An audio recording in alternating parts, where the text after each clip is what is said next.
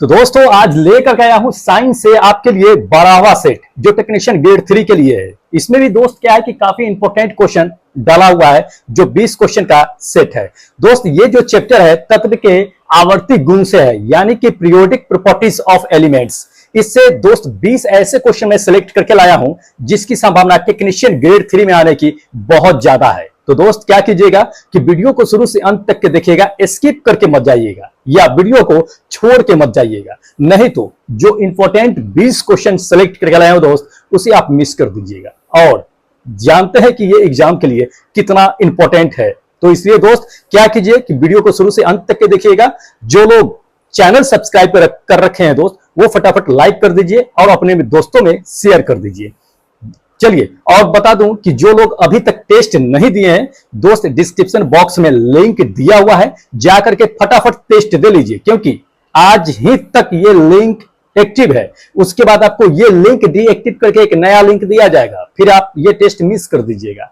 इसलिए डीएक्टिव होने से पहले दोस्त क्या कीजिए कि जाकर के टेस्ट दे लीजिए, फिर उसके बाद नेक्स्ट वीडियो में आपका स्कोर कार्ड हम पब्लिश करेंगे और आपको टेलीग्राम पे भी भेज देंगे, ठीक है। और जो ये पढ़ा रहे हैं, जो पढ़ाएंगे दोस्त, उसका अगर आपको पीडीएफ चाहिए तो टेलीग्राम से जुड़ना पड़ेगा आपको, तो टेलीग्राम से जाकर के जुड़ जाइए। लिंक जो है आपका टेलीग्राम का डिस्क्रिप्शन बॉक्स में नीचे दिया हुआ है, मोर लिखा होगा, उसको टैप कीजिएगा, उसमें सारा चीज खुल जाएगा, उसी में लिंक दिया हुआ है। तो आप जाकर के टेलीग्राम से ज्वाइन हो जाइएगा, उसमें आपको ये पीडीएफ मिल जाएगा जो पढ़ा रहे हैं उसका, ठीक है। और बहुत से चीज पढ़ा रखे हैं, जैसे कि फिजिक्स पढ़ा रखे हैं, केमिस्ट्री पढ़ा रहे हैं अभी, और बायोलॉजी पढ़ा दिए हैं। तो वो सभी का पीडीएफ, जैसे कि बायोलॉजी का आपको पीडीएफ उस पर टोटल मिल जाएगा जितने मैंने पढ़ाया है 35 सेट, और फिजिक्स का अभी मैंने दिया नहीं है, बस 1-2 पीडीएफ प्रोवाइड कराया, बाकी केमिस्ट्री का 7-8 तक के मैंने दे दिया है। ये 12वां सेट है, 7-8 तक के पीडीएफ दे दिया है, बस पीडीएफ आपको प्रोवाइड कराते रहेंगे। तो चलिए जो लोग नए हैं फटाफट चैनल सब्सक्राइब कर लीजिए, क्योंकि दोस्त नौकरी तो लेना ही है, चाहे आप हंस के लो नौकरी या रो करके लो। दोस्त अगर आप इस लाइन में आए हो नौकरी लेने के लिए तो बेटर है कि आप पूरी 100% इनपुट आप इसमें लगा दो, ठीक है, पढ़ाई में ही लगा दो और जॉब को अपने हासिल कर लो, ठीक है। तो इसलिए दोस्त, क्योंकि टाइम तो पास करने से फायदा है नहीं, जान रहे हैं कि इस समय जो टाइम पास कर रहा है दोस्त उसके लिए आगे आने वाले समय में बहुत दिक्कतें होने वाली है। इसलिए दोस्त जो आपको टाइम मिला है पूरा 100% इनपुट इसमें लगा दीजिए, एकदम 18 घंटे पढ़ा कीजिए, पढ़ाई छोड़ करके कुछ मत कीजिए, इधर उधर जो कर रहे हैं आप वो सब छोड़ दीजिए, पूरा 18 घंटे इसमें लगा दीजिए। मात्र 4 महीने नौकरी आपके हाथ में होगी, ध्यान रखिए इस चीज को, नौकरी आपके हाथ में होगी, मात्र 4 महीने आपको कष्ट करना है, उसके बाद दिक्कतें नहीं होगी। एक ही एग्जाम ले रही है टेक्नीशियन ग्रेड 3, जो भी वैकेंसी आई है टेक्नीशियन का एक ही एग्जाम ले रही है, एग्जाम पास करना है, नौकरी आपके हाथ में, बस 4 महीना आपको मेहनत करना है। और साइंस अगर कंप्लीट है तो 40 नंबर लाने से कोई नहीं रोकेगा, और 40 नंबर अगर आ गया तो सिलेक्शन होने से कोई नहीं रोकेगा, ध्यान रखेगा इस चीज को। इसलिए मैं बार बार फोकस करता हूं कि दोस्त साइंस कम से कम स्ट्रांग रखो, और साइंस के लिए मैं इतने सारे कर रहा हूं, आपको वीडियो प्रोवाइड करा रहा हूं, टेस्ट ले रहा हूं, ठीक है, तो बहुत सारे मैं चीजें कर रहा हूं जो आपको साइंस कंप्लीट करवा रहा हूं। तो दोस्त बेटर है चैनल सब्सक्राइब कर लीजिए, बेनिफिट होगा आपके लिए। मात्र 4 महीने, ध्यान रखिए, मात्र 4 महीने जम के मेहनत कीजिए। चलिए ज्यादा देरी नहीं करते, हम दिखाते हैं आपको जो 20 इंपॉर्टेंट क्वेश्चन लेकर के आए हैं तत्व के आवर्ती गुण, यानी कि पीरियोडिक प्रॉपर्टीज ऑफ एलिमेंट्स। इससे जो 20 क्वेश्चन सेलेक्ट करके लाए हैं उसे हम दिखाते हैं। चलिए देखिएगा, क्वेश्चन नंबर 20 है, ठीक है, 20 से 1 तक के चलते हैं रिवर्स गियर में। चलिए तो क्वेश्चन नंबर 20 है दोस्त, इसमें कह दिया है कि प्रभावी नाभिक में प्रभावी नाभिकीय जो है आवेश के बारे में कौन सा कथन इसमें सही नहीं है, यानी कि गलत कथन है, गलत स्टेटमेंट है, ये बताना है, ठीक है। तो ये कौन से प्रभावी नाभिकीय आवेश के बारे में, प्रभावी नाभिकीय आवेश के बारे में कौन सा स्टेटमेंट गलत है, ये देखिए क्वेश्चन पकड़ लीजिएगा ना आप, तो क्वेश्चन पकड़ लीजिएगा तो उसके बाद आंसर उसी में छुपा होता है, आराम से उसको मार दीजिएगा। तो पहले यहां देख लीजिए क्या कह रहा है, प्रभावी नाभिकीय आवेश। आवेश मतलब आप जानते हैं कि आवेश 2 तरह का होता है, एक पॉजिटिव एक नेगेटिव होता है, तो उसी आवेश के बारे में चर्चा कर रहा है कि नाभिकीय आवेश के बारे में कौन सा कथन जो है, स्टेटमेंट जो है सही नहीं है, यानी कि गलत है। चलिए पहला स्टेटमेंट देख लीजिए, पहला आपको इसमें दे दिया है कि यह क्या करता है कि एक समूह के नीचे की ओर जाने पर घटता है, क्या यह है? तो जी हाँ, नाभिकीय आवेश में अगर आप जाइएगा, पीरियोडिक टेबल में जाइएगा, तब नीचे से जब आप जाइएगा क्या होगा, समूह में नीचे जाइएगा तो वो क्या होगा कि घटता चला जाता है। ये करेक्ट है, लेकिन हमें गलत स्टेटमेंट चुनना है, ध्यान रखिएगा। दूसरा देख लीजिए, दूसरा आपको स्टेटमेंट दे दिया है कि यह केवल नाभिकीय आवेश पर निर्भर करता है। नहीं, ये गलत है, यह केवल नाभिकीय आवेश पर डिपेंड नहीं करता है, ये गलत स्टेटमेंट दे दिया। हम यही पकड़ लिए तो हमें नीचे जाने की जरूरत नहीं है, ये सेकेंड नंबर ऑप्शन करेक्ट है। नीचे जो पॉइंट दिया हुआ है ऑप्शन दिया हुआ, उसको जान लीजिए कि ये आवर्त में बाएं से दाएं जो जाते हैं हम, लेफ्ट से राइट जो जाते हैं तो बढ़ता है। ये बिल्कुल सही है, इस ऑप्शन को याद रखिएगा क्योंकि इसी पे बहुत सारा क्वेश्चन आपको हेरफेर करके दिया जा सकता है। ठीक है, तो इसको याद दे दे आपको कि बाएं से दाएं जाने पर जो है नाभिक में क्या होता है, तो वो बढ़ता है। ध्यान रखिएगा, इस चीज को पूछा जा सकता है, तो ऑप्शन पे भी डिपेंड करता है। फोर्थ नंबर का आता है कि यह संयोजकता इलेक्ट्रॉन्स जो कोष में जो इलेक्ट्रॉन होता है वो उस पर कार्य करता है, तो बिल्कुल सही है, उस पर भी कार्य करता है, लेकिन ये सेकेंड नंबर मेरा गलत है। ठीक है, कि यह केवल नाभिकीय आवेश पर डिपेंड करता है, केवल नाभिकीय आवेश पर, ये गलत है। ठीक है, तो दोस्त इसी तरह से क्या है कि बहुत सारे जो है सवाल आपको पकड़ में आएंगे ऑप्शन के थ्रू, तो देखते चलिएगा कितना इंपॉर्टेंट है कितना नहीं है।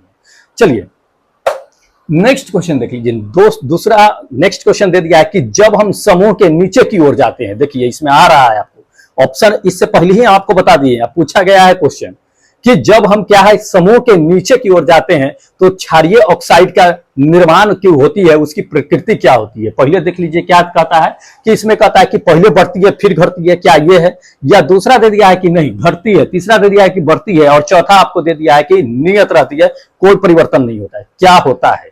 तो ध्यान रखिएगा इस चीज को, जब समूह से हम बता ही दिए कि नीचे की ओर जब जाते हैं तो क्या होता है, बढ़ता है। तो ये थर्ड नंबर मेरा ऑप्शन क्या होगा कि बिल्कुल करेक्ट होगा, वो बढ़ता है। तो इसी के अनुसार ध्यान रखना, हम आपको बता ही दिए कि ऑप्शन पे भी आपको सवाल पूछे जा सकते हैं, इसलिए हर तरह से हमको प्रिपेयर्ड रहना है कि कहां से सवाल किस तरह से दिया जा सकता है।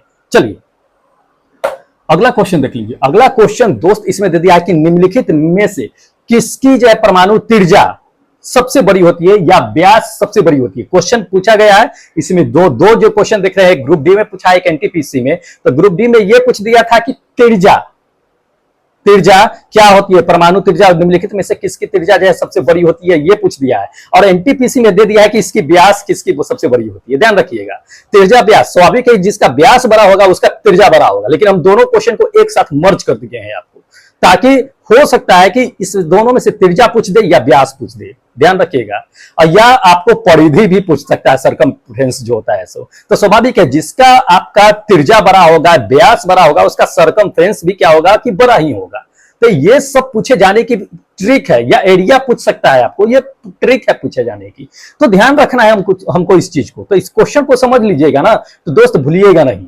ठीक है, तो चलिए हम आपको बताते हैं कि किसकी परमाणु त्रिज्या, व्यास या सरकमफ्रेंस जो है सबसे बड़ी होती है। देख लीजिए, पहला ऑप्शन दे दिया ऑक्सीजन की, दूसरा ऑप्शन आपको दे दिया है कि क्लोरीन की, तीसरा दे दिया फ्लोरीन की, और चौथा दे दिया आयोडीन की। किसकी होती है सबसे बड़ी त्रिज्या, व्यास, सरकमफ्रेंस जो भी कहिए, किसकी बड़ी होती है। तो ध्यान रखिएगा, आपको हम बता देते हैं, ये जो ऑप्शन होगा ये फोर्थ नंबर मेरा ऑप्शन होगा, आयोडीन की। आयोडीन की होती है। अब क्यों होती है ये भी जान लीजिए।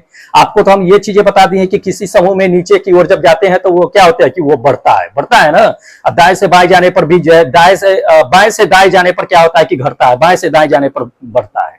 तो इसको ध्यान में रखिएगा, दाएं से बाएं जाने पर बढ़ता है, ध्यान रखिएगा, और बाएं से दाएं जाने पर घटता है। अब समझ लीजिए कि हमको तो यह जाना है कि इसकी त्रिज्या या आपका जो है व्यास जो होता है वो बड़ी क्यों होती है। ध्यान रखिएगा इस चीज को, जब इलेक्ट्रॉन्स जो होते हैं ना वो सेल में होते हैं, कक्षा में इलेक्ट्रॉन चारों ओर क्या होते हैं कि घूमते रहते हैं, तो उसकी लगातार वृद्धि हो जाने पर, अगर उसकी लगातार वृद्धि हो जाए तो उसकी परमाणु त्रिज्या में भी वृद्धि हो जाती है। ध्यान रखिएगा, उसकी परमाणु त्रिज्या, जब त्रिज्या में वृद्धि होगी तो स्वाभाविक है कि व्यास में भी वृद्धि होगी, व्यास में वृद्धि होगी तो सरकमफ्रेंस जो होगी उसमें भी वृद्धि होगी। ध्यान रखिएगा इस चीज को, परिधि जो होगी उसमें भी वृद्धि होगी। तो दोस्त इस तरह से आपको सवाल पूछे जा सकते हैं, तो इसको हमको क्या करना है कि रखना है माइंड में। ध्यान रखिए इस चीज को।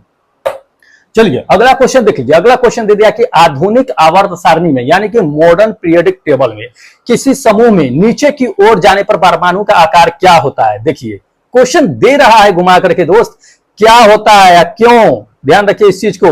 तो परमाणु का आकार आप बढ़ता है, लेकिन क्यों बढ़ता है ये भी जान लीजिए, क्योंकि उसमें कोषों की संख्या बढ़ जाती है दोस्त। ध्यान रखिए, जब नीचे से हम जाएंगे, नीचे की समूह को नीचे की ओर जब जाते हैं तो परमाणु की जो है आकार बढ़ जाती है। क्यों बढ़ जाती है? क्योंकि उसमें कोषों की संख्या बढ़ जाती है। जब कोष की संख्या बढ़ेगी तो स्वाभाविक है कि परमाणु का आकार भी बढ़ेगा। ये फर्स्ट नंबर मेरा ऑप्शन करेक्ट होगा। ध्यान रखिएगा, इस चीज को पूछा जाता है इसी तरह से, लेकिन हमें क्या करना है कि बस समझना है कि कैसे क्या होता है, नहीं होता है। ध्यान रखिए इस चीज को। चलिए अब हम चलते हैं अगले क्वेश्चन पे। अगला क्वेश्चन आपको दे दिया कि विद्युत ऋणात्मकता किसी परमाणु की डैश की क्षमता की माप होती है। जी हाँ, विद्युत ऋणात्मक जो होता है किसी परमाणु की किसकी क्षमता की माप होती है। जो नेगेटिविटी जो होती है वो क्या किस चीज का माप होता है ये बताना है। तो ध्यान रखिए, कोई भी परमाणु होता है, कोई भी एलिमेंट्स जो होता है, क्या होता है कि इलेक्ट्रॉन्स को जब ग्रहण करता है तो वो नेगेटिव हो जाता है, जब कोई इलेक्ट्रॉन्स का त्याग करता है तो वो पॉजिटिव हो जाता है। ये बात तो हम जानते हैं अच्छी तरह से, पढ़े होंगे तो थोड़ा बहुत बेसिक आपको पता ही होगा कि जो इलेक्ट्रॉन देता है वो पॉजिटिव होता है, जो लेता है वो नेगेटिव। ऐसे समझ लीजिए ना, अगर हम किसी को 2 रुपया दे रहे हैं, 10 रुपया, 100 रुपया, 200 रुपया दे रहे हैं, तो जो लेने वाला है वो तो कर्ज में है, वो नेगेटिव है। हम दिए हैं तो हम पॉजिटिव है, हम धनवान है। तो इस चीज को समझिए, इसी आधार पे आपको कहा जा रहा है कि विद्युत ऋणात्मकता जो होती है परमाणु की किस क्षमता को दिखाता है। तो ऋणात्मकता है तो स्वाभाविक है कि इलेक्ट्रॉन को लेता ही होगा, वो केमिस्ट्री है, इलेक्ट्रॉन को लेता ही होगा। तो चलिए ऑप्शन देख लीजिए, पहले ऑप्शन देख लीजिए। ऑप्शन नंबर पहला तो दिया है कि इलेक्ट्रॉन को प्रतिकर्षित करता है। प्रतिकर्षित मतलब कि भगा देना, अपनी ओर आकर्षित नहीं करना, साइड हो जाओ। तो भाई जब लेगा ही नहीं तो ये तो ऋणात्मक होगा नहीं, तो ये ऑप्शन तो मेरा होगा ही नहीं। दूसरा ऑप्शन दे दीजिए, प्रोटॉन की जो है आकर्षित करना। प्रोटॉन की बातें छोड़ दीजिए, यहां सिर्फ होगा बात तो इलेक्ट्रॉन का होगा, प्रोटॉन का नहीं होगा। ठीक है, ये थर्ड नंबर भी छोड़ दीजिए, ये फोर्थ नंबर पकड़ लीजिए। इलेक्ट्रॉन को आकर्षित करता है, इलेक्ट्रॉन को अपनी ओर आकर्षित करता है, इलेक्ट्रॉन को लेता है, तो लेगा तो भाई नेगेटिव आएगा। तो वो विद्युत ऋणात्मकता जो होता है वो परमाणु की नेगेटिविटी इसी से दिखाता है कि इलेक्ट्रॉन को ले रहा है। ले रहा है मतलब देखिए नेगेटिव है। तो ध्यान रखिए, इसी चीज को दिखाता है ये कि इलेक्ट्रॉन को ले रहा है। जेईई के एग्जाम में पूछ दिया है दोस्त, ध्यान रखिएगा इस चीज को। चलिए अगला क्वेश्चन देख लीजिए। अगला क्वेश्चन आपको दे दिया कि नाइट्रोजन के आयनीकरण क्षमता डैश होती है। नाइट्रोजन की आयनीकरण क्षमता क्या होती है ये बताना है। देख लीजिए, ये जेईई के एग्जाम में, ग्रुप डी के एग्जाम में पूछा जा चुका है। ठीक है, तो पहले ग्रुप डी के एग्जाम में पूछ दिया, फिर उसी को उठा करके जेईई वाला आपने एग्जाम में पूछ दिया। तो ये मत कहिएगा कि ये जो है जेईई के या ग्रुप डी के एग्जाम में पूछ दिया है तो एनटीपीसी में नहीं पूछेगा। ऐसा कंफ्यूजन में कभी मत रहिएगा। एक लड़का को कमेंट किया था कि ये तो ग्रुप डी का क्वेश्चन बता रहे हैं, एलपी में कहां से पूछेगा। दोस्त कंफ्यूज मत हो, मैं आपको बताता हूं आरआरबी बहुत सारे ऐसे क्वेश्चन है जो रिपीट करते हैं। आपको हम जो क्वेश्चन बता रहे हैं ऑप्शन पे भी बता रहे हैं कि ऑप्शन से भी पकड़ में आ जाएगा। ध्यान रखिए इस चीज को। तो ये कंफ्यूजन में मत रहिएगा, पढ़िए आराम से, मन लगा के। वैकेंसी आई हुई है, 18 घंटा इनपुट दीजिए, इस पे आउटपुट आपको रिजल्ट के बाद पता चल जाएगा। इसलिए ज्यादा इधर उधर की बातें मत किया करो, पढ़ो, जहां से मटेरियल मिल रहा है बस पढ़ो, फोकस करो। 4 महीने कष्ट कर लो, नौकरी आपके जेब में होगी। ध्यान रखिए इस चीज को। मैं बार बार इस चीज को कहता हूं, अब भी कष्ट नहीं कीजिएगा, फिर बाद में बहुत कष्ट होगा। ठीक है, तो चलिए आपको हम दिखा देते हैं कि नाइट्रोजन की आयनीकरण क्षमता जो होती है वो डैश होती है, क्या होती है। तो ऑप्शन देख लीजिए। पहला कहता है कि वो ऑक्सीजन से अधिक होती है, क्या ये हो सकता है, या ऑक्सीजन से आधी होती है, या तीसरा आपको दे दिया है कि ऑक्सीजन के समान होती है, या चौथा दे दिया है कि ऑक्सीजन से कम होती है। क्या होती है ध्यान रखिएगा। तो ध्यान रखिएगा, नाइट्रोजन का जो आयनीकरण क्षमता जो होती है ना दोस्त, वो ऑक्सीजन से अधिक होती है। ये फर्स्ट नंबर मेरा ऑप्शन करेक्ट होगा, ऑक्सीजन से अधिक होती है। ठीक है, तो इसको ध्यान में रखना है। चलिए अगला बताते हैं क्वेश्चन।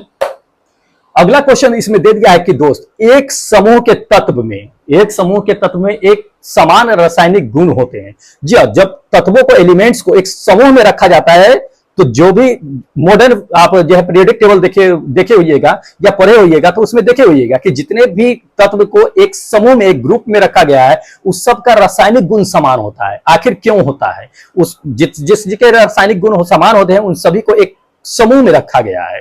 ठीक है, तो वो क्यों रखा गया है, यही सवाल इसमें पूछा गया है, जेईई के एग्जाम में पूछ दिया है पेपर में। ध्यान रखिएगा। चलिए ऑप्शन देख लीजिए।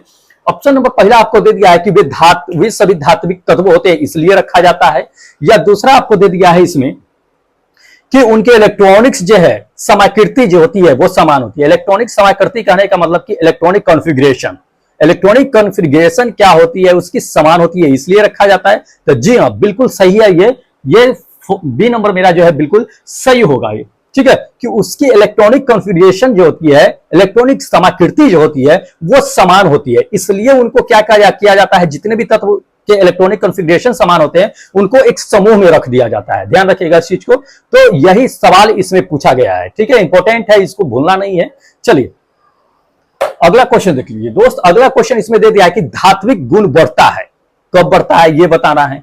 इंपॉर्टेंट है, एलपी और टेक्नीशियन के एग्जाम में पूछा जा चुका है कि धात्विक गुण बढ़ता है, कब बढ़ता है देख लीजिए, कहां से कहां तक बढ़ता है। तो पहला ऑप्शन दे दिया है आपको कि मैग्नीशियम से बेरियम तक अगर जाते हैं तो बढ़ता है, या दूसरा आपको दे दिया है कि इसमें पोटेशियम से कहां तक के सीजियम तक जाते हैं तब बढ़ता है, या तीसरा आपको दे दिया है कि ऑक्सीजन से सेलेनियम तक के जाते हैं तब बढ़ता है, या चौथा आपको इसमें दे दिया है दोस्त कि सोडियम से क्लोरीन तक जाते हैं तब बढ़ता है। धात्विक गुण कब बढ़ता है तो ध्यान रखिएगा, धात्विक गुण आपको हम बता देते हैं कि सोडियम से क्लोरीन तक के, ये फोर्थ नंबर, सोडियम से क्लोरीन तक के जब जाते हैं ना तो क्या होता है कि धात्विक गुण बढ़ता है। समझ लीजिए क्यों बढ़ता है ये भी जान लीजिए। धात्विक गुण बढ़ने का कारण ये होता है कि उसके परमाणु आकार में जो होती है वो इलेक्ट्रॉन्स की जो बॉन्ड होती है उसमें वृद्धि होती है, उसके वृद्धि होने से क्या होता है कि धात्विक गुण बढ़ते हैं। इसको ध्यान में रखना है, पूछा जाता है क्वेश्चन, ठीक है। चलिए अगला क्वेश्चन देख लीजिए। अगला क्वेश्चन इसमें दे दिया है कि हाइड्रोजनों में क्या है कि उच्चतम इलेक्ट्रॉनिक्स बंधुता वाले तत्व कौन से है इसमें, ठीक है, सभी हाइड्रोजन है लेकिन सबसे ज्यादा इलेक्ट्रॉनिक बंधुता इसमें किसमें है ये पूछा जा रहा है। ऑप्शन देख लीजिए। ऑप्शन नंबर पहला दे दिया है कि क्लोरीन, दूसरा फ्लोरीन, तीसरा आपको दे दिया है कि ब्रोमीन और चौथा दे दिया है कि आयोडीन। किसमें सबसे अधिक जो है इलेक्ट्रॉनिक बंधुता होती है, ये एलपी और टेक्नीशियन के एग्जाम में पूछा जा चुका है। तो ध्यान रखिएगा सबसे ज्यादा इलेक्ट्रॉनिक बंधुता जो होती है ना दोस्त, ये फर्स्ट नंबर क्लोरीन में सबसे ज्यादा होती है। सभी हाइड्रोजनिक ग्रुप है लेकिन हाइड्रोजनिक ग्रुप में आपको हम बता देते हैं कि सबसे ज्यादा क्या होती है कि क्लोरीन में इलेक्ट्रॉनिक बंधुता होती है। अब क्यों होती है समझ लीजिए। क्लोरीन की आपको हम बता देते हैं, क्लोरीन की इलेक्ट्रॉनिक बंधुता जो होती है देख लीजिए कितना होती है, आपको हम दिखा देते हैं 3.61 होती है, इसकी बंधुता हम आपको बता देते हैं। फ्लोरीन की आपको बता देते हैं कि 3.45 होती है। उसके बाद आपको हम बता दें कि ब्रोमीन की जो होती है वो 3.36 होती है। उसके बाद आपको बता देते हैं कि एस्टेरियम का जो होता है वो उसका 2.69 होता है। तो देख लीजिए सबसे ज्यादा इसमें किसकी है, तो इसकी सबसे ज्यादा है दोस्त क्लोरीन की हाइड्रोजन में, इसलिए सबसे ज्यादा बंधुता जो है इसकी ही होती है। तो इसको ध्यान में रखिएगा, पूछा जाता है इस तरह से। चलिए अगला क्वेश्चन देख लीजिए। अगला क्वेश्चन दे दिया है कि परमाणु त्रिज्या का प्रयोग किसके मापने के लिए किया जाता है। जी हाँ, परमाणु त्रिज्या देखते हैं बढ़ जाता है, उसकी व्यास बढ़ जाता है, तो उसकी परमाणु त्रिज्या का प्रयोग जो है किसके लिए किसके मापने के लिए किया जाता है ये पूछा गया है। ये क्वेश्चन एलपी और टेक्नीशियन के एग्जाम में 2018 में पूछ दिया है। ध्यान दीजिए पहला नंबर ऑप्शन दे दिया है इसमें कि परमाणुक संख्या मापने के लिए किया जाता है, या दूसरा आपको इसमें दे दिया है कि परमाणविक द्रव्यमान मापने के लिए किया जाता है, या चौथा दे दिया है कि उसकी आकार मापने के लिए किया जाता है परमाणविक आकार, या चौथा आपको दे दिया है इसमें कि परमाणविकता मापने के लिए किया जाता है। तो ध्यान रखिएगा इंपॉर्टेंट है कि परमाणु त्रिज्या का प्रयोग जो होता है किसी भी रासायनिक तत्व का, उसका क्या होता है कि परमाणविक आकार मापने के लिए किया जाता है। उसका रेडियस जो होता है वो परमाणविक आकार मापने के लिए कि कितना साइज है, कितना बड़ा है ये, उसकी साइज आकार मापने के लिए किया जाता है।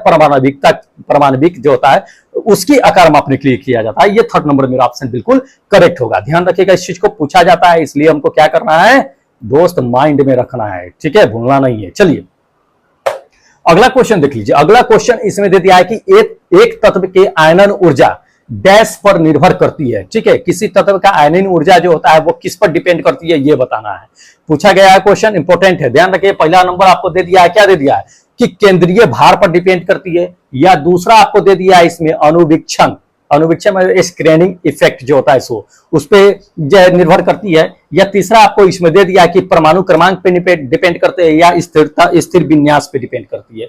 किस पे निर्भर करती है, एक तत्व की आयनिक ऊर्जा। ध्यान रखिएगा किसी भी तत्व का दोस्त आयनिक ऊर्जा जो होती है ना वो आपका केंद्रीय भार पर डिपेंड करती है। ये फर्स्ट नंबर मेरा ऑप्शन करेक्ट होगा, केंद्रीय भार पर डिपेंड करती है। तो इसको ध्यान में रखिएगा, पूछा जाता है। चलिए अगला क्वेश्चन देख लीजिए। अगला क्वेश्चन दोस्त इसमें आपको दे दिया है कि कौन से तत्व का गलनांक और क्वथनांक जो है सबसे उच्च होता है। जी हाँ, सबसे ज्यादा होता है क्वथनांक और गलनांक की बात कर रहा है, गलनांक और क्वथनांक की। इसमें किसका जो है सबसे ज्यादा होता है ये बताना है आपको। तो पहला देख लीजिए कि ऑस्मियस का होता है ये इसका, या दूसरा हो गया है कि लिथियम का होता है, या तीसरा आपको दे दिया सोना का होता है, या चौथा आपको दे दिया है कि टंगस्टन का होता है। किसका सबसे ज्यादा गलनांक और क्वथनांक होता है ये पूछा जा रहा है। तो ध्यान रखिएगा, सबसे ज्यादा गलनांक और क्वथनांक की अगर बात कर ले दोस्त, तो इसमें जो होता है सबसे ज्यादा टंगस्टन का होता है। ठीक है, इसीलिए इस टंगस्टन को हम लोग कहां यूज करते हैं, बल्ब के फिलामेंट में यूज करते हैं। अब जान लीजिए कि इसका लगभग गलनांक कितना होता है, 3380 डिग्री सेल्सियस होता है। 3380 डिग्री मतलब मान के चलिए ना 3400 डिग्री सेल्सियस तक के इसका गलनांक होता है। उतना पे जाएगा तब ये गलेगा। उसके बाद आपको बताते हैं कि इसकी क्वथनांक, टंगस्टन का जो क्वथनांक होता है 5930 डिग्री सेल्सियस होता है। मतलब मान के चलिए 5950 डिग्री पर जा करके जो है क्या होता है कि क्वथनांक होता है इसका। तो ये चीज होता है टंगस्टन का, इसमें क्या होता है कि सबसे ज्यादा गलनांक और क्वथनांक होता है। पूछा जाता है ये चीजें, तो इसको ध्यान में रखना है। चलिए अगला क्वेश्चन देख लीजिए। अगला क्वेश्चन दे दिया है कि एक समूह में ऊपर से नीचे जाने के दौरान निम्नलिखित में से किसमें हमेशा वृद्धि होती है। तो ये तो जानते हैं कि ऊपर से नीचे हम जाते हैं तो वो बढ़ता है, लेकिन वृद्धि किसमें होती है ये पूछा जा रहा है। तो ध्यान दीजिए, पहला ऑप्शन दे दिया कि धात्विक गुण में वृद्धि होती है, या दूसरा ऑप्शन दे दिया है कि ऑक्सीकरण क्षमता में वृद्धि होती है, या तीसरा दे दिया है कि विद्युतीय ऋणात्मक में वृद्धि होती है, या चौथा आपको दे दिया है कि कम होने की प्रवृत्ति होती है। क्या होती है दोस्त, तो ध्यान रखें, किसी भी समूह में जब ऊपर से नीचे की ओर हम जाते हैं तो उसके दौरान जो होगा वो हमेशा क्या होगा कि फर्स्ट नंबर धात्विक गुण में वृद्धि होता है। किसमें होता है, धात्विक गुण में वृद्धि होता है। ध्यान रखिएगा, इंपॉर्टेंट है, भूलना नहीं है। ठीक है, पूछा जाता है ये चीजें। चलिए अगला क्वेश्चन देख लीजिए दोस्त। अगला क्वेश्चन इसमें दे दिया है कि नाइट्रोजन के आयनीकरण क्षमता डैश के कारण ऑक्सीजन की तुलना में अधिक होती है। देखिए ये तो क्वेश्चन आपको हम पहले ही बता दिए थे कि नाइट्रोजन का आयनिंग क्षमता जो होती है वो ऑक्सीजन से अधिक होती है, या पूछा गया था कि नाइट्रोजन की आयनिंग क्षमता जो है वो किससे अधिक होती है। तो ये देखिए क्वेश्चन में ही दे दिया कि वो ऑक्सीजन से अधिक होती है, लेकिन क्यों होती है ये भी बताना है आपको। तो देखिए घुमा करके पूछने की जो है आदत है इसकी। आरआरबी को एक ही क्वेश्चन को देखिए कई तरीका से पूछ दिया है। 2018 में ग्रुप डी में पूछ दिया है। तो देखिए पहला ऑप्शन देख लीजिए। पहला ऑप्शन आपको दे दिया है कि नाइट्रोजन का छोटा आकार होने की वजह से हो सकता है कि उसकी नाइट्रोजन की आयनिंग क्षमता जो होती है वो ऑक्सीजन की तुलना में अधिक होती है ये, या दूसरा आपको दे दिया है इसमें कि नाभिक द्वारा इलेक्ट्रॉन का अधिक आकर्षण होना ये हो सकता है, या थर्ड नंबर आपको दे दिया है कि उच्चतर जो भेदक प्रभाव होता है ये इसके वजह से, या चौथा आपको इसमें दे दिया है कि आधे भरे हुए और वो ऑर्बिट जो होते हैं, आधा भरा हुआ ऑर्बिट मतलब कक्षा जो होता है उसके अतिरिक्त जो है स्थिरता होती है इसके वजह से। तो ध्यान रखिएगा, नाइट्रोजन का आयनीकरण जो होता है वो ऑक्सीजन से अधिक होता है। क्यों होता है ये जान लीजिए, क्योंकि उसका पी ब्लॉक जो होता है ना वो क्या होता है कि अतिरिक्त जो है स्थिर होता है। ठीक है, ये फोर्थ नंबर मेरा ऑप्शन होगा। अब किस तरह से होगा ये भी जान लीजिए, शायद आपको पता ना हो तो जान लीजिए कि नाइट्रोजन का कितना होता है। नाइट्रोजन का 7 होता है ना 7, तो उसको हम लोग क्या लिखेंगे, नाइट्रोजन को 7 होता है तो क्या लिखेंगे 1:2:2p3 लिखेंगे। ऑक्सीजन का कितना होता है 8 होता है, तो इसको क्या लिखेंगे 1:2:2p4। अब देखिए पी पे देखना है और लास्ट में पी है, पी पर देखना है, और जो है नाइट्रोजन के भी पी पर देखना है। किसकी आयनन जो है इसमें सबसे कम किसका है, तो इसमें ऑक्सीजन पे पी पर ज्यादा पावर है, लेकिन जो है नाइट्रोजन पे पी पर जो है कम पावर है।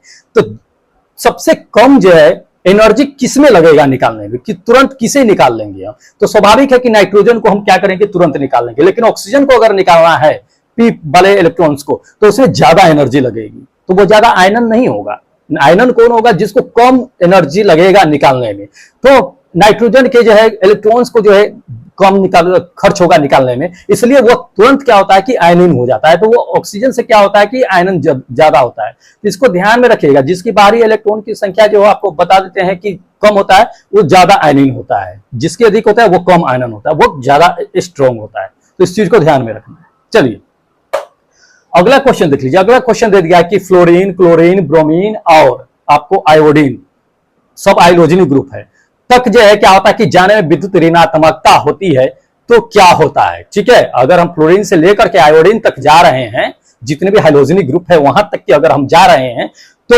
उसकी विद्युत ऋणात्मकता क्या होगी ये बता रहा है। ऑप्शन देख लीजिए। ऑप्शन पहला दे दिया है कि कम हो जाती है, या दूसरा ऑप्शन दे दिया है कि बढ़ जाती है, ठीक है, ग्रुप डी के एग्जाम में पूछा जा चुका है। या तीसरा आपको दे दिया है कि पहले घटती है फिर बढ़ती है। चौथा आपको दे दिया है कि स्थिरता रहता है। दोस्त क्या होता है, जितने भी हाइड्रोजन ग्रुप है, हाइड्रोजन ग्रुप में हम फ्लोरीन से लेकर के कहां तक के जा रहे हैं, फ्लोरीन से लेकर के आयोडीन तक के जा रहे हैं, तब उसकी विद्युत ऋणात्मकता में क्या हो जाता है ये बताना है।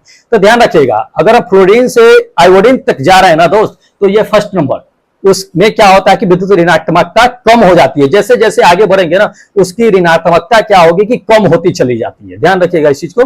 तो इसके ध्यान में रख, जैसे जैसे हम क्यों होगा, क्योंकि उसकी परमाणु संख्या क्या होती है, बढ़ती चली जाती है। परमाणु संख्या बढ़ेगी तो क्या होगा कि धीरे धीरे वो क्या होगा कि हम जो है समूह के ऊपर से नीचे की ओर बढ़ते हैं, ऊपर से नीचे की ओर बढ़ते हैं। जैसे ही ऊपर से नीचे की ओर बढ़ेंगे वैसे ही उसकी विद्युत ऋणात्मकता क्या होगी, घटती चली जाती है। अब जब ऊपर से हम नीचे जाए, नीचे से जब हम ऊपर जाएंगे तो विद्युत ऋणात्मकता क्या होगा कि बढ़ता चला जाएगा। ठीक है, तो इस चीज को ध्यान में रखना है, पूछा जा सकता है आप लोगों से, इंपॉर्टेंट है। चलिए अगला क्वेश्चन देख लीजिए। अगला क्वेश्चन इसमें दे दिया है कि किसी आवर्त में परमाणु क्रमांक में वृद्धि हो जाने पर क्या होता है। जी हाँ, अगर किसी भी आवर्त सारणी में परमाणु संख्या को अगर हम बढ़ा दे तो क्या होगा। तो पहला ऑप्शन देख लीजिए। पहला ऑप्शन आपको दे दिया है कि धात्विक गुण में वृद्धि हो सकता है, या दूसरा आपको दे दिया है कि रासायनिक अभिक्रियाशील में कमी हो सकता है, या तीसरा आपको दे दिया है कि धात्विक गुण में कमी हो सकता है, या चौथा आपको दे दिया है कि रासायनिक अभिक्रियाशील में वृद्धि हो सकता है। क्या होगा अगर किसी आवर्त सारणी में परमाणु एटॉमिक नंबर जो होगा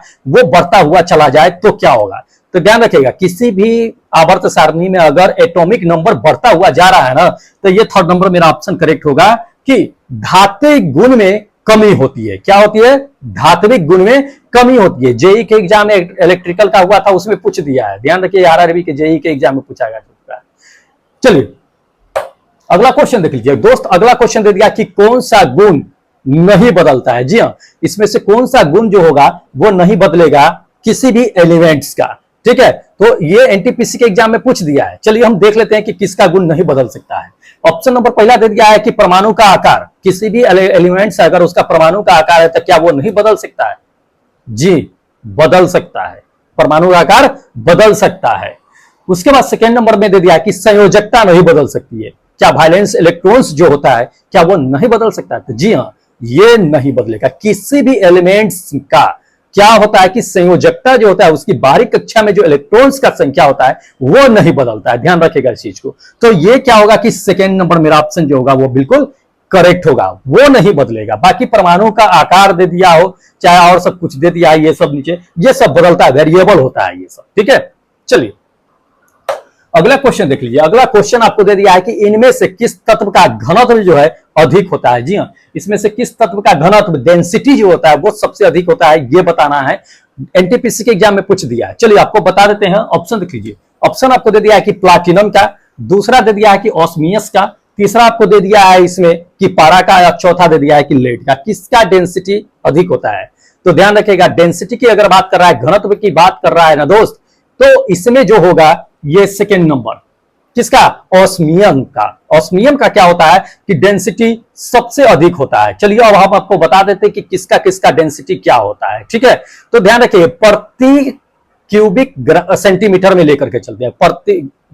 प्रत्येक ग्राम का जो होता है, ग्राम का प्रति क्यूबिक सेंटीमीटर मतलब कि घन सेंटीमीटर कहिए उसको, प्रति ग्राम घन सेंटीमीटर में किसका कितना होता है। तो देख लीजिए, प्लाटिनम की अगर हम बात करते हैं तो प्लाटिनम का जो होता है डेंसिटी वो होता है आपको 21.45 होता है। ठीक है, प्रति सेंटीमीटर क्यूब, प्रति ग्राम सेंटीमीटर क्यूब होता है। और अगर प्लेटिनम 1 ग्राम लेते हैं अब प्रति सेंटीमीटर क्यूब लेते हैं तो उसका कितना होगा डेंसिटी, 21.45। ठीक है, उसके बाद ऑस्मियम में चलते हैं तो ऑस्मियम में इसका जो होता है वो 13.59 होता है, 13.59। उसके बाद पारा में चलते हैं दोस्त, तो पारा में आपका होता है 13.60। उसी तरह से आपको लेकर के चलते हैं। अच्छा ऑस्मियम, ऑस्मियम का गलती, ऑस्मियम का जो है 22.59 है, मैंने 13 बोल दिया था पारा का। तो पारा का आपका जो है 13 पॉइंट जो है आपको कितना 60। उसी तरह से लेड का अगर लेकर चलते हैं, सीसा का चलते हैं तो 11.34 होता है। ठीक है, तो इसकी इतनी डेंसिटी। अब देख लीजिए कि इसमें किसकी डेंसिटी जो है सबसे अधिक है। तो ऑस्मियम की डेंसिटी है क्या है 22 पॉइंट जो है आपका 22 पॉइंट जो है कितना है 59 है। सबसे अधिक डेंसिटी दोस्त इसमें इसी का होता है। तो इसको ध्यान में रखिएगा, पूछा जा सकता है आपसे, तो इंपॉर्टेंट है। चलिए अगला क्वेश्चन देख लीजिए दोस्त, अगला क्वेश्चन दे दिया है कि डैश के तत्वों की विशेषताएं जो होती है वो संबंधित आवर्ती से विशेषताएं नहीं होती है, वो किसकी होती है? ध्यान रखिएगा, पूछा जा चुका है। तो किसकी तत्वों की विशेषताओं से संबंधित आवर्ती विशेषताएं नहीं होती है, आवर्ती विशेषताएं नहीं होती है, तत्वों की विशेषताएं से। ध्यान रखिए, तो ऑप्शन देख लीजिए। ऑप्शन नंबर पहला आपको क्या दे दिया है कि न्यूट्रॉन प्रोटॉन का अनुपात, ये नहीं हो सकता है। या दूसरा आपको दे दिया है कि इलेक्ट्रॉन बंध, ये नहीं हो सकता है। या तीसरा आपको दे दिया है इसमें कि इलेक्ट्रॉन धनात्मकता, ये नहीं हो सकता है। या चौथा आपको दे दिया है कि परमाणु आकार, ये नहीं हो सकता है। तो दोस्त ध्यान रखिएगा, ये जो होगा ऑप्शन मेरा होगा करेक्ट, वो फर्स्ट नंबर होगा कि न्यूट्रॉन प्रोटॉन का अनुपात जो होगा वो नहीं होगा। ठीक है, तो इसको ध्यान में रखना है, पूछा जा चुका है, क्वेश्चन इंपॉर्टेंट है। चलिए लास्ट क्वेश्चन दोस्त दिखाते हैं जो इंपॉर्टेंट है। तो दोस्त ये अपना लास्ट क्वेश्चन है, ध्यान दीजिएगा। इस लास्ट क्वेश्चन में कहा जा रहा है कि निम्नलिखित में से कौन सा गुणधर्म, ठीक है, आवर्त सारणी के तत्वों की ओर जो है स्थित के अधीन नहीं होता है। जी हाँ, तत्वों के स्थिर अधीन नहीं होता है, ये पूछा जा रहा है, इंपॉर्टेंट है। पहला देख लीजिए ऑप्शन कहता है कि संयोजकता, दूसरा आपको दे दिया है कि परमाणु का आकार, तीसरा आपको दे दिया है कि तत्व का रंग, या चौथा आपको दे दिया है इसमें कि बाहरी कोश में जो है मौजूद इलेक्ट्रॉन, ठीक है, बाहरी कक्षा में जो इलेक्ट्रॉन मौजूद होता है वो। तो इसमें से किसका गुणधर्म जो है किसी तत्व के स्थिर के अधीन नहीं होता है? तो ध्यान रखिएगा, ये जो होगा ये थर्ड नंबर मेरा ऑप्शन करेक्ट होगा, तत्वों का रंग। तत्वों का रंग जो होता है वो इसके अधीन नहीं होता है, उसका चेंज नहीं होता है। ध्यान रखिएगा, ये गलत है, तो ये नहीं होता है, बाकी सब जो है उसके अधीन होता है। तो ध्यान रखिएगा इस चीज को, इंपॉर्टेंट है। तो दोस्त ये अपना क्या था कि 20 इंपॉर्टेंट क्वेश्चन का सेट था। ठीक है, तो इसी तरह से क्या होता है कि दोस्त डेली 20 इंपॉर्टेंट का क्वेश्चन का सेट जो होता है इस चैनल पे आता है। शाम में 7 बजे के करीब में आएगा, आपको 5 से 7 बजे के करीब में पब्लिश कर दिया जाता है। ठीक है, तो दोस्त जो लोग अभी तक टेस्ट नहीं दिए हैं फटाफट जाकर के टेस्ट दे लीजिए, और जो लोग चैनल दोस्त सब्सक्राइब नहीं किए हैं वो चैनल सब्सक्राइब कर लीजिए, क्योंकि दोस्त नौकरी तो लेना ही है, इसलिए कहीं से भी पढ़ लीजिए, आपको जहां से बेनिफिट लगे वहां से पढ़ लीजिए, क्योंकि पढ़ना तो है ही और नौकरी तो लेना ही है। तो इसलिए देरी मत कीजिए, फटाफट चैनल सब्सक्राइब कर लीजिए, फिर हम लेकर के आएंगे आपके लिए एक नया सेट अगले वीडियो में, जो सेट 13वां होगा। ठीक है, तो चलिए फिर मिलते हैं एक नए वीडियो एक नए सेट के साथ, तब तक जय हिंद दोस्तों।